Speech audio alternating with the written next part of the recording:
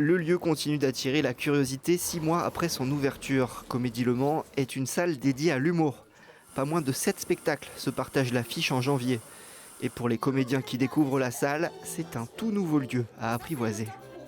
Je ne l'ai pas vu encore avec des spectateurs, je verrai ce soir ce que ça donne, mais j'ai l'impression que ça va être très intimiste, les gens sont proches de la scène, je sens que ça va être un rapport assez intime avec le public. D'ailleurs je vais découvrir le public comment, parce que comme j'ai jamais joué ici, je ne sais pas encore comment est le public, parce que d'une ville à l'autre, les gens sont plus réservés ou plus extravertis. Le spectacle seul en scène de Florine Demange, célibataire mode d'emploi, est programmé jusqu'au 29 janvier au Mans. En 6 mois, ce sont près de 150 artistes qui ont été accueillis ici. Et 34 000 billets ont été vendus. Ça a démarré très très fort, on a dû quelquefois doubler des séances en plein mois de juillet, en plein mois d'août. Alors je ne sais pas si c'est parce qu'on avait la clim que les gens venaient se rafraîchir, parce que je rappelle qu'il y avait une grosse canicule cet été, en fait il faisait très très chaud.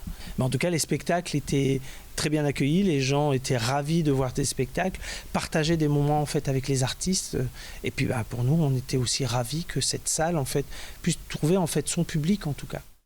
La recette de ce succès, c'est peut-être un peu la configuration des lieux.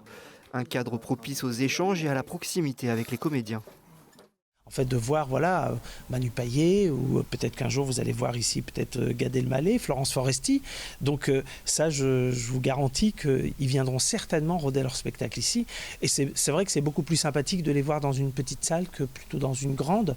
Dans une grande, c'est vrai qu'il y a des moyens de lumière, de son, etc. Mais de les voir dans un petit lieu, un petit laboratoire, moi je trouve ça très unique. Voilà. La salle programme une 60aine de représentations tous les mois et l'affiche est chargée dès ce mois de janvier avec les spectacles de Guillaume Batz, Philippe Lelouch ou encore Vincent Moscato.